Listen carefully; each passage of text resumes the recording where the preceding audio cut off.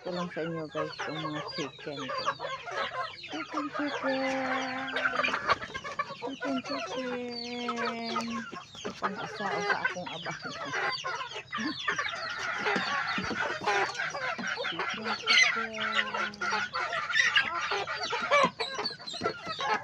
Ayan, mga chicken.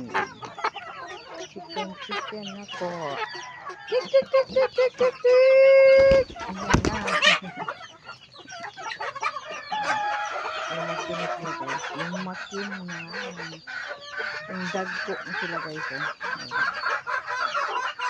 Nagko na ang akong mga chicken. Wala akong breeder. Yung isa ulit tayo. Ulit kaayo ang isa ka chicken.